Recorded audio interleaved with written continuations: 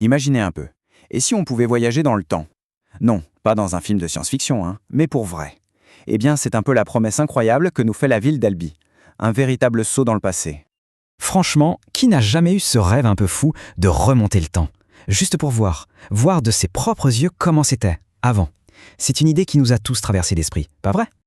Eh bien, figurez-vous que ce n'est peut-être plus juste un rêve. À Albi, on nous propose une sorte de portail vers une autre époque. C'est vraiment ça, le cœur de l'expérience. Faire un bond de plusieurs siècles en arrière et atterrir en plein Moyen-Âge. Ok, alors comment ça marche, ce voyage dans le temps, concrètement? Forcément, pour une aventure pareille, il faut un guide. Mais attention, pas n'importe quel guide. On va faire connaissance avec la personne qui a, en quelque sorte, les clés de la machine à remonter le temps. Et là voilà notre guide. L'invitation est super claire. On ne va pas suivre une conférencière classique. Non, on va suivre Perrette, une héroïne malicieuse qui débarque tout droit du Moyen-Âge. C'est elle qui va nous prendre par la main pour nous montrer son monde à elle. Voilà, et c'est ça le point le plus important. Ce n'est pas du tout un cours d'histoire classique, c'est ce qu'on appelle une visite vivante et immersive. L'idée, c'est de tout mélanger, des vraies anecdotes historiques, une bonne dose de storytelling et bien sûr la découverte du patrimoine. Le tout pour créer une expérience qu'on n'oublie pas de sitôt. Bon, d'accord, mais alors concrètement, on voit quoi pendant ce voyage dans le passé? Qu'est-ce qu'on va y découvrir exactement? Alors là, le parcours, il est juste fascinant. On ne se contente pas de regarder la cathédrale Sainte-Cécile comme on la connaît aujourd'hui, non, on la découvre en plein chantier, au XIVe siècle. On explore le palais de la Berbie, au sommet de sa puissance, et on se balade dans les vieux quartiers qui grouillaient de vie. On a vraiment l'impression d'y être.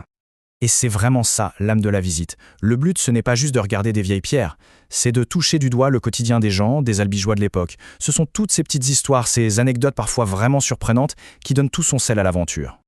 Bon, si l'idée commence à faire son chemin, passons aux choses sérieuses. Comment organiser cette petite escapade médiévale? Il y a quelques infos pratiques à connaître, c'est important. Alors, pour la durée, comptez 1h30. C'est vraiment le format idéal, je trouve. Assez long pour être totalement immergé, mais ça ne prend pas toute la journée non plus. Parfait pour une matinée ou un après-midi découverte. Question budget, c'est plutôt accessible. Le tarif plein est à 15 €. Ensuite, il y a des tarifs réduits pour les étudiants, les jeunes, et pour les tout petits, les moins de 7 ans, c'est même gratuit. Et, petite astuce, gardez l'œil ouvert pour les journées du patrimoine, parce que les prix sont encore plus intéressants à ce moment-là. Attention, quelques points super importants avant de réserver. D'abord, la réservation est obligatoire. Ne l'oubliez pas, parce que les places sont limitées. Ensuite, c'est vraiment top pour les familles, mais c'est recommandé à partir de 7 ans. Autre chose à savoir, la visite se fait entièrement en extérieur, on ne rentre pas dans la cathédrale.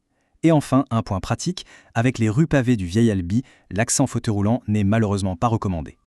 Alors, qui se cache derrière cette super idée? C'est toujours intéressant de savoir qui sont les magiciens qui montent ce genre de projet, non? En fait, c'est le résultat d'un vrai travail d'équipe. Il y a l'AGIT, l'association des guides interprètes du Tarn. Donc là, on a la caution historique, le savoir. Il y a bien sûr l'Office de tourisme d'Albi, avec son programme Albi Curiosité. Et puis Epoch Tour, un partenaire essentiel dans la création de ce genre de visite théâtralisée. Bref, du beau monde. Au final, la vraie question, ce n'est pas juste « est-ce que ça donne envie ?» C'est plutôt « est-on prêt à ressentir l'histoire ?» au lieu de se contenter de la lire dans un livre, parce que c'est exactement ça la promesse de cette aventure à Albi.